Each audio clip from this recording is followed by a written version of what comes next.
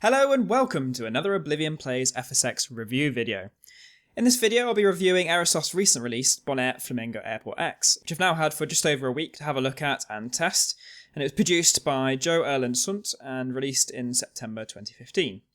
The aim of this episode is to provide an in-depth review providing a background to the airport, an overview of the installation and customizable options, a detailed look at the scenery itself, including ground textures and markings, buildings and animations, and I'll also assess the performance. And then lastly, I'll provide you with details on its price, availability, and I'll wrap it all up in the conclusion. So a bit of background to the airport itself. So Flamingo International Airport, or Bonaire International Airport, ICAO TNCB, is located in the capital of Bonaire, Kralendijk.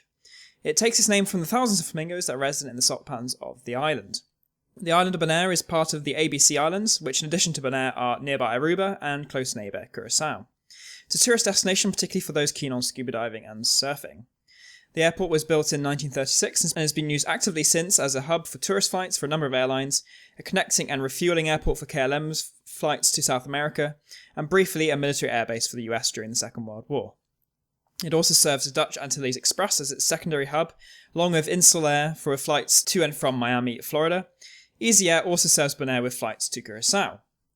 Flamingo Airport is the third largest airport in the former Netherlands Antilles, behind St Martin's Princess Juliana International Airport and Curaçao's Hato International. ArcFly, United, Delta and KLM are currently the largest airline operators there. Flamingo Airport is large enough to accommodate most international wide-body airlines such as the Boeing 747 and 777, and the Airbus A340 with its 2,880-metre runway, which was extended in 2000. However, the largest wide-body type to operate to Bonaire today is the A330, flown by KLM, who used to fly the MD-11 en route to South America until 2011. This airport is used by medium-sized airlines such as the Boeing 727, Boeing 737 and Airbus A310. I have a personal connection to Bonaire, as I was born and raised in Curaçao, which is, as I've already mentioned, Bonaire's neighbouring island, and we used to visit Bonaire quite frequently. For sailing regattas and holidays. So I'll use some of my personal experiences to reflect on the detail of the scenery, as many of the locations are present from what I remember, and also obviously I went to the airport on a number of occasions. So the system requirements are pretty standard for modern day FSX add-ons. It's compatible with FSX, FSX Steam Edition and prepared up to version 2.5, and is compatible with most Windows operating systems, and I can confirm it does work with Windows 10.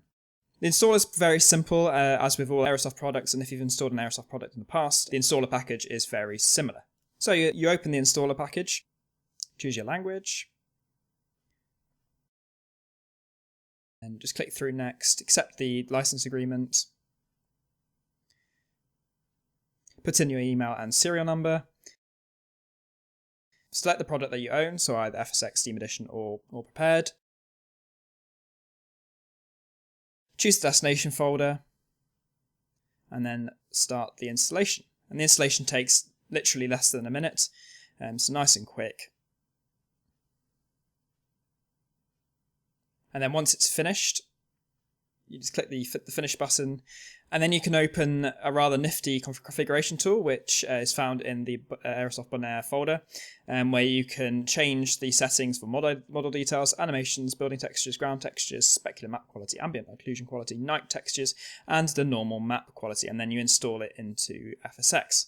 So this is very handy for those with less powerful systems. So if we move on to the scenery itself, we'll start with the ground textures and markings. There are photographic ground textures which come with the scenery, but it doesn't cover the whole island, so you can see the salt pans in distance there, that's not included. But the area surrounding the airport, obviously including the city of Kralendijk, is included, and actually it's included to a very high level of resolution.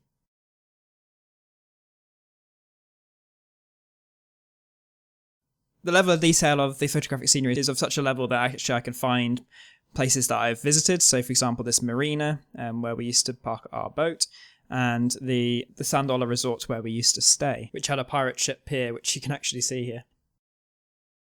The ground textures of the airport itself are highly detailed, and if you have it at the ultra setting, it's 4096 by 4096 pixels. You can see the runway has realistic runway markings, including kind of tyre effects. The taxiway tarmac and ground markings are of high resolution, but some of the textures surrounding the taxiways, such as these cracks, are of less high quality, and I assume this is probably because these have been taken from aerial photography rather than ground photographs. And you can see the markings at the stands are very good as well, including the real life ground markings for the different aircraft. So in the smaller stands includes aircraft up to kind of 757 MD-80 size. And then if we move over to the two wide-body stands, the markings are up to the kind of A330-87 size.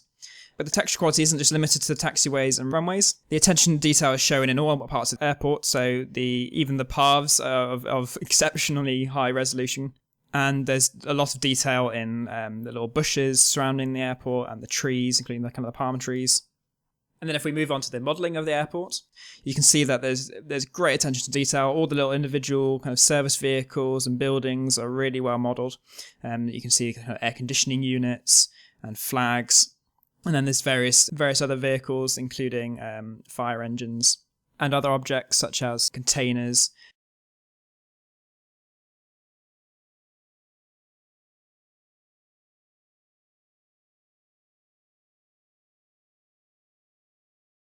And if we move down, we can see the GA stands and the GA hangar. There's also the fuel farm right at the bottom of the airport. Attention to detail includes some of the indoor textures, so you can see they've even included the kind of adverts, the departure signs, clocks. You can see that the check-in desks are all modelled, and even like the queue lines, and then there's windsurf signs. I mean, the attention to detail is superb, and the performance isn't really impacted by any of it either. And again, the level of detail is such that this actually brings memories of waiting in this arrivals and departures area, remembering it being outdoors and no air conditioning and all that kind of stuff. Although I believe they are thinking of upgrading the terminal in the future. And as I've already alluded to, the modelling includes custom buildings outside, so we can see this kind of stadium, and then the industrial park, there's custom buildings for that. And the Plaza Resort found right next to the airport is also simulated.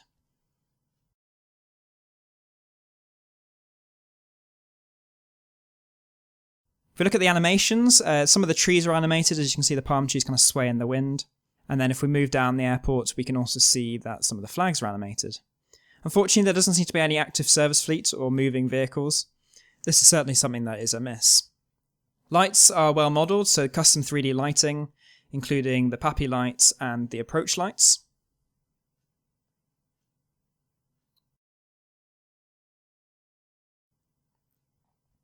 And if we look at the night lighting itself, we can see that there is good quality approach lights, and then there's 3D taxi lights that you can see here. And also floodlights for the gates and stands. And you can see the taxi lights closer here, and you can see they're well 3D modelled, and also the specular mapping is working effectively to show the reflections off the taxiway. The floodlights are also kind of volumetric in nature. I don't know whether it's true volumetric or not, though. Moving on to the performance, I'll provide two aircraft examples. First of all, the default Cessna. When looking at the airport from the cockpit, we're getting pretty much bang on 30 frames. We're not really dropping any. And this is the same when we're outside. And on approach, the performance is very similar as well. I mean, it's only just dropping down to 29, but it's still pretty much bang on 30. And that's all the way down to the runway.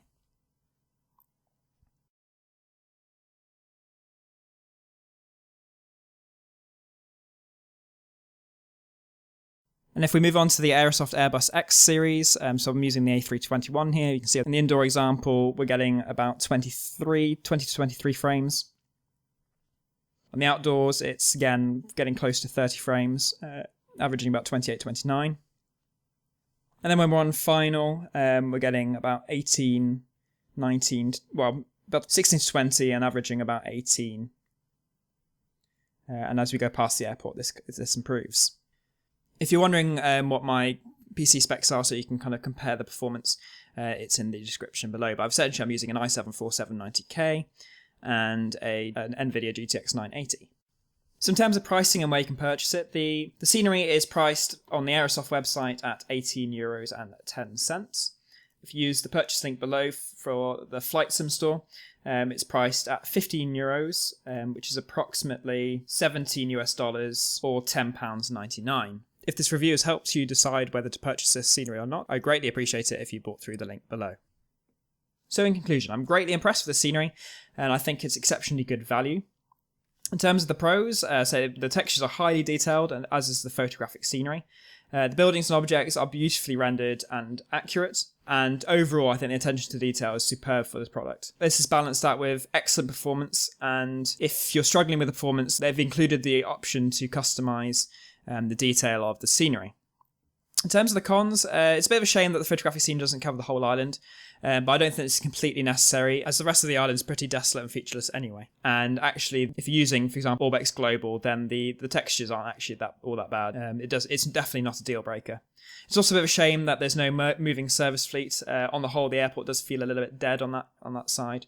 But if you use GSX, you can kind of overcome this negative. So overall, I'm very impressed with the product, and I definitely label this as a must-buy. So thank you very much for watching. If you've enjoyed the video, please do hit the like and share button. If you'd like to watch more, then please do subscribe to me on YouTube and follow me on Twitch. I'm open to suggestions, questions and tips, so do add anything in the comments section below. If you'd like up-to-date info on my streams and videos, then please follow me on Twitter and Facebook. All the links to my social media are in the description below or on my channel page. But otherwise, thank you very much, and I'll see you next time.